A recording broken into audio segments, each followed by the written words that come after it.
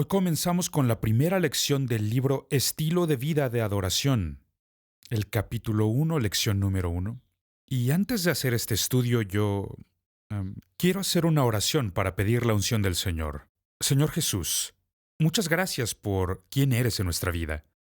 Hoy te pedimos que unjas este estudio y que aquí haya poder y convicción, Señor, que haya transformación. Te damos gracias, Señor, porque nos has capacitado y nos has dotado, Señor, para alabarte con la música. Señor, te pedimos que unjas este tiempo. En el nombre de Jesús. Amén. Entonces, lo que haremos hoy será una lección sobre el fundamento de la alabanza y la adoración, echar los cimientos para un estilo de vida de adoración. Lección 1. Se titula Verdades básicas de la alabanza y la adoración. La alabanza es el paso inicial para un encuentro con Dios. Y como a mí me gusta visualizarlo, incluso en el contexto de un servicio de adoración, es que comenzamos el servicio con alabanza, cantamos múltiples coros, y llega el momento en el que todo se vuelve mucho más íntimo. Ah, la alabanza no es necesariamente rápida o lenta. La adoración no necesariamente es lenta. No es rápida o lenta. Pero comenzamos los servicios con cánticos de ritmo relativamente rápido ah, y también se da el levantar nuestras manos y luego hablaremos de las distintas expresiones de alabanza y adoración. Pero comenzamos con este viaje. Me gusta pensar que es un viaje. Comenzamos alabando al Señor y luego nos vamos hacia un tiempo de adoración. En nuestra vida necesitamos experiencias que sirvan de parteaguas. Existe una multitud de asuntos y problemas que tenemos que enfrentar cada día. Y al alabar y adorar al Señor, Dios puede hacer algo en y a través de nuestra vida. Entonces comenzamos este viaje con alabanza. Y luego llegamos a un punto que a mí me gusta llamar experiencias que son parteaguas. Alabamos al Señor. Y al alabar al Señor estamos conscientes de dónde hemos venido y qué hora es, qué es lo que vamos a hacer después del servicio. Todo esto está en nuestra mente. Y nos concentramos más en reconocer a Dios por quién es en nuestra vida. Entonces comenzamos este viaje con alabanza y luego llegamos a un punto en el que reconocemos quién es Dios en nuestra vida y nos vamos hacia un tiempo de adoración. Y en esa adoración, Dios viene a nosotros y comienza a ministrarnos de una forma muy personal y transformadora. Y a este punto me gusta llamarlo parteaguas. Es un parteaguas. Entonces, hablando de un estilo de vida de adoración, es más que solo cantar y es más que una lista de canciones. Es una experiencia en la que Dios viene y transforma nuestra vida. Estamos en la alabanza y luego pasamos a un tiempo de adoración. Y luego, en nuestra adoración, llega un tiempo en que llega la experiencia del parteaguas y esto puede venir como libertad de ciertos vicios en nuestra vida. Estos parteaguas pueden ser la respuesta que necesitamos para el matrimonio, que puede estar sufriendo. Puede que ese parteaguas sea saber en nuestro corazón que ese hijo que se ha apartado del camino del Señor o esa hija que ya no sirve al Señor, tenemos la certeza de que Dios va a traerlos de vuelta a nosotros. Alabamos al Señor, vamos hacia la adoración y luego tenemos esas experiencias parteaguas. Y en esta lección de las verdades básicas de la alabanza y la adoración, vamos a analizar los tres componentes de nuestra experiencia de alabanza y adoración. Y el primero es el fundamento. Primero hablaremos sobre Dios el Padre, Dios el Hijo y Dios el Espíritu Santo. En la sección 2 vamos a hablar de la presencia manifiesta de Dios. Vamos a hablar sobre invitar su presencia.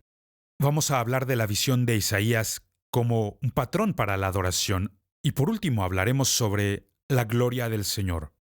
Y en la sección número 3 de esta lección veremos los puntos básicos. ¿Por qué alabamos? ¿Cómo alabamos? ¿Cuándo alabamos? ¿Dónde alabamos? Veremos todas estas cosas. Y cada uno de estos puntos y cada uno de estos principios se basan en la Escritura. Y luego hablaremos sobre qué significa el sacrificio de alabanza. Es el tipo de alabanza que Dios quiere de nosotros, un sacrificio de alabanza. Y por último, estaremos hablando del fruto de la alabanza. ¿Cuál es ese fruto?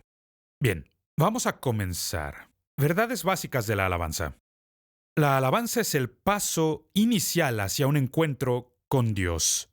A medida que incrementamos nuestro entendimiento de la alabanza, podemos ir al Señor con mayor libertad. Y luego entramos a una adoración que cambia nuestra vida. Descubrimos la victoria de Dios para nuestra vida, mientras aprendemos a ponernos un traje de fiesta para un espíritu de desaliento. Y este concepto se encuentra en Isaías 61, verso 3. Entonces comencemos hablando sobre el fundamento. Un estilo de vida de adoración comienza cuando permitimos que el Evangelio de Jesucristo tenga preeminencia en nuestra vida. Este Evangelio transformador crea un nuevo espíritu en nosotros y produce un corazón gozoso que sobreabunda, con alabanza y adoración al Dios Trino. ¿Y cuál es el fundamento para nuestra alabanza y adoración? Primero, tenemos a Dios el Padre. Dios el Padre es la fuente del Evangelio. Dios el Padre es la fuente del mensaje. En Juan 5, verso 23 leemos lo siguiente: para que todos honren al Hijo, como lo honran a Él, al Padre.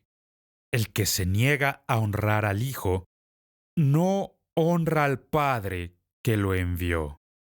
Juan 3:16, un muy famoso verso que está tan bien grabado en nuestro corazón. ¿Qué dice? Porque tanto amó Dios al mundo, que dio a su Hijo unigénito, su único Hijo, para que todo el que cree en Él no se pierda, sino que tenga vida eterna.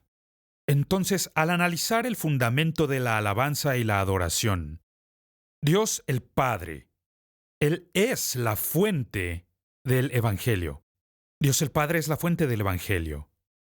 Dios el Hijo es el mensaje. Dios el Hijo se convirtió en el Evangelio cuando se entregó por nosotros conforme a la voluntad del Padre. Él es el mensaje transformador. Entonces está Dios el Padre, quien es la fuente del mensaje. Tenemos a Jesús, Dios el Hijo, quien es el mensaje. Juan 14, verso 6, le contestó Jesús: yo soy el camino, la verdad y la vida. Nadie llega al Padre sino por mí. Y es a través de Jesús que podemos accesar al Padre. Y desde luego, está el Padre, está el Hijo y el Espíritu Santo. Los tres son Dios, un Dios trino. No son tres dioses, es un solo Dios. Pero está Dios el Padre como la fuente del mensaje. Está Dios el Hijo, quien es el mensaje. Gálatas capítulo 1, versos 3 al 5. Que Dios nuestro Padre y el Señor Jesucristo les concedan gracia y paz. Jesucristo dio su vida por nuestros pecados para rescatarnos de este mundo malvado, según la voluntad de nuestro Dios y Padre, a quien sea la gloria por los siglos de los siglos. Amén. Jesús se entregó a sí mismo para redimirnos. Se entregó para redimirnos. Entonces tenemos a Dios el Padre, quien es la fuente del mensaje. Luego a Jesucristo, quien es el mensaje. Y luego tenemos a Dios el Espíritu. Y quiero hablar de Dios el Espíritu Santo. Él es una persona. Y Él es el iluminador del Evangelio. El iluminador del mensaje.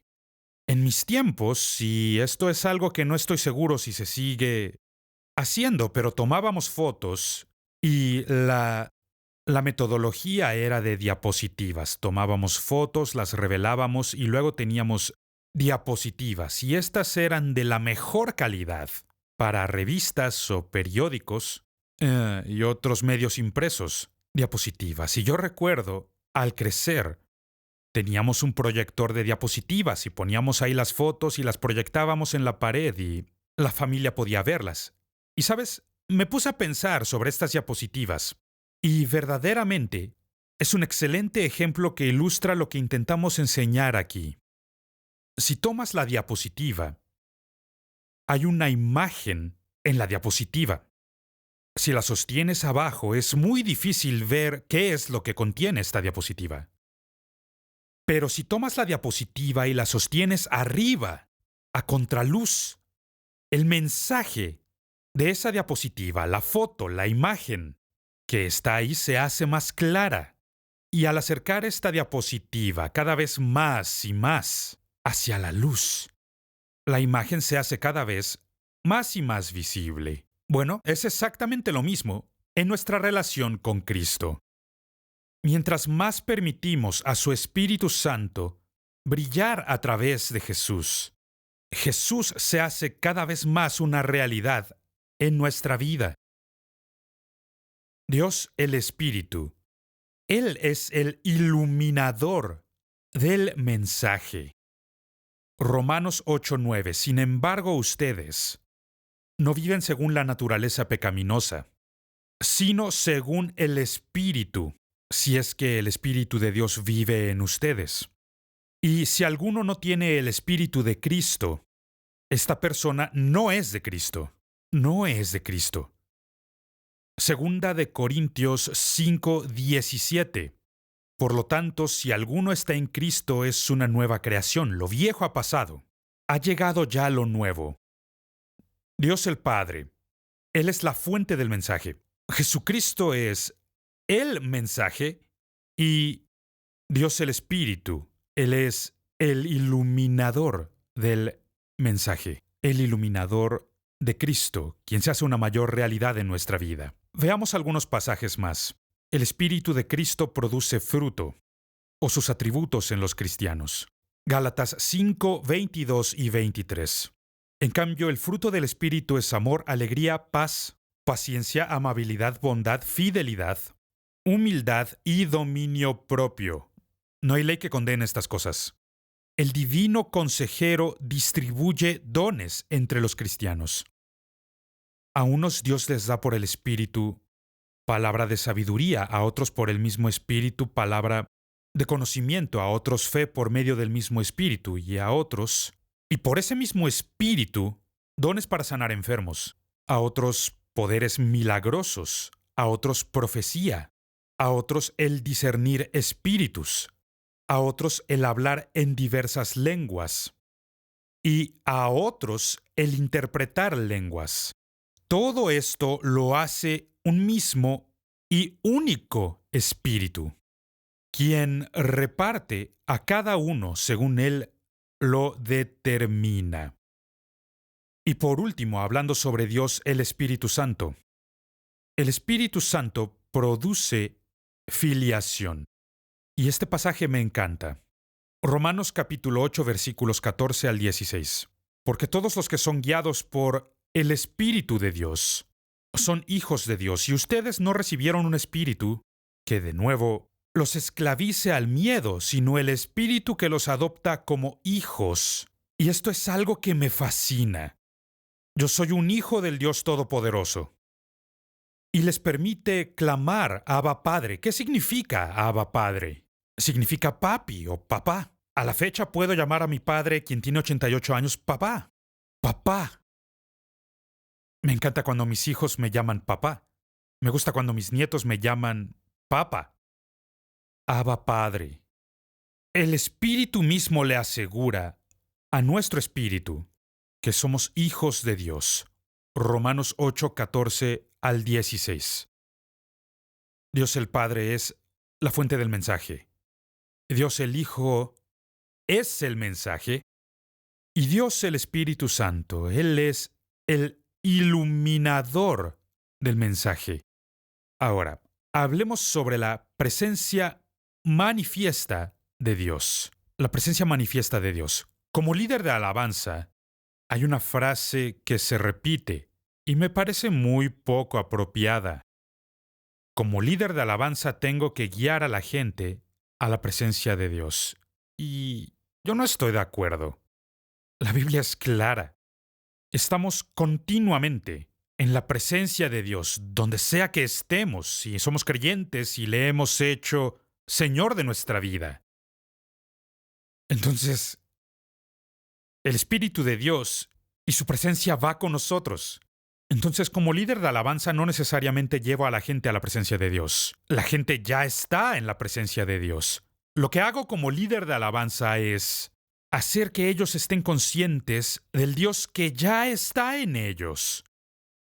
Ellos conectan con el Dios que ya está en ellos. Así que lo que hago como líder de alabanza es guiar a la gente hacia la presencia manifiesta del Señor. Gran diferencia. Su presencia manifiesta es tangible.